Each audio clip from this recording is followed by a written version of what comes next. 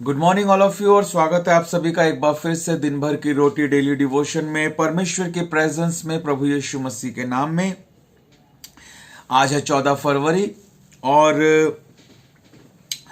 परमेश्वर का जीवित वचन हम लोग सीखने के लिए एक बार फिर परमेश्वर की उपस्थिति में है मेरे प्रियो। और आज हम परमेश्वर के वचन से पढ़ेंगे नीति वचन की पुस्तक उसका 3 अध्याय और उसके 9 और 10 पद को।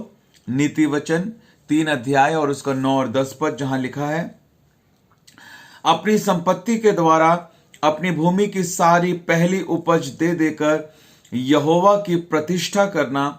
इस प्रकार तेरे खत्ते भरे पूरे रहेंगे और तेरे सरकुंडों में नया दाखमधु उमड़ता रहेगा। हालेलुया। परमेश्वर का हम धन्यवाद करते हैं परमेश्वर के सुंदर वायदे के लिए, जबकि हम सीख रहे हैं कि हम किन बातों को करें ताकि शत्रु को कोई भी मौका हमारे जीवन में काम करने का ना मिले। तो उन सब बातों में एक बात जो प्रभु का वचन हमें बहुत ही स्पष्ट रूप से सिखाता और समझाता है, जो प्रभु के बहुत सारे दास लोग हमें सिखाते हैं और प्रभु का वचन हमें सिखाता है कि हमें अपनी संपत्ति के द्वारा और अपनी भूमि की सारी पहली उपज दे देकर, अपनी हर कमाई का हर 10वां अंश देकर यहोवा की प्रतिष्ठा करनी है। और जब हम ऐसा करेंगे तो हमारे खत्ते भरे पूरे रहेंगे और सरकुंडों में नया दाखमधु जो है वो उमड़ता रहेगा। हालेलुया। परमेश्वर का हम धन्यवाद करते हैं। और जब हम मलाकी की पुस्तक पढ़ते हैं तब भी हम इन बातों को देखते हैं।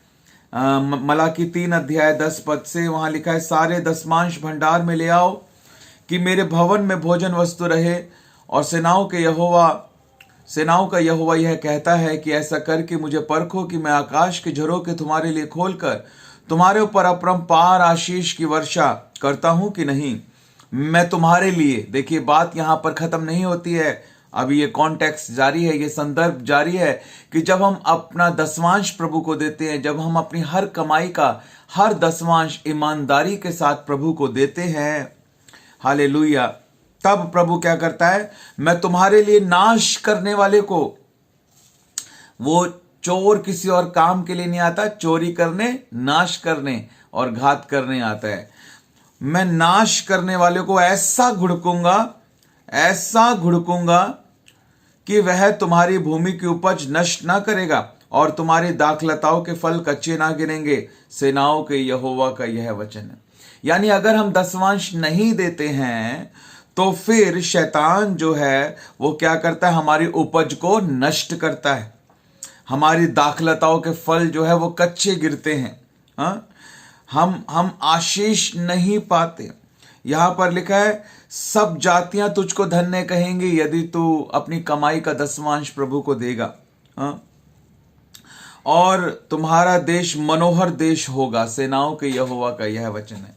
इसका मतलब अगर हम नहीं कर रहे हैं ऐसा तो हमारा देश भी आशीषित नहीं हो पाएगा, हम जातियां भी हमें धन्य नहीं कह पाएंगी, हम आशीषित नहीं हो पाएंगे, हमारी दाखलताओं के फल कच्चे गिरेंगे और हमारी भूमि की उपज भी नष्ट होगी। ये सब करने का मौका हम शैतान को दे रहे हैं। जब इन दिनों में हम यही सीख रहे हैं कि हम शैतान को मौका ना दें, तो साफ प्रभु का वचन हमें बताता है कि यदि हम अपनी हर कमाई का हर दसवांश ईमानदारी के साथ परमेश्वर के भवन में नहीं दे रहे हैं, इसका मतलब हम शत्रु को काम करने का मौका दे रहे हैं, शत्रु को नष्ट करने का मौका दे रहे हैं, शत्रु को चोरी करने का मौका दे रहे हैं, शत्रु को घात करने का मौका हम दे रहे हैं। इसलिए इस बारे में हमें बहुत ही सावधान होने की जरूरत है। प्रभु हमें आशीष देना चाहता है।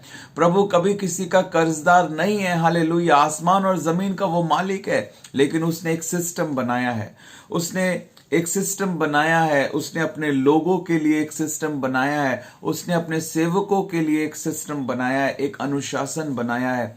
हमें परमेश्वर के उस अनुशासन का, उस व्यवस्था का, उस कानून का पालन करना है। परमेश्वर की आज्ञाओं का हमको पालन करना है, तभी हम आशीषित हो पाएंगे। हालेलुया। परमेश्वर आप सबको बहुत आयत के साथ इस वचन के द्वारा आशीष दे। हालेलुया। तो आज के इस डेली डिवोशन में यही प्रश्न मैं आपसे पूछना चाहता हूं कि यदि हम अपनी हर कमाई का हर 10वां अंश ईमानदारी के साथ परमेश्वर के भवन में नहीं दे रहे हैं, यदि हम अपनी हर कमाई का हर 10वां अंश ईमानदारी के साथ परमेश्वर के भवन में नहीं दे रहे हैं, तो किस प्रकार हम शत्रु को अपने जीवन में और अपने परिवार में काम करने का न्योता दे रहे हैं? किस प्रकार जरूर कमेंट कर YouTube पर इस वीडियो के नीचे आप अपने आंसर को दें।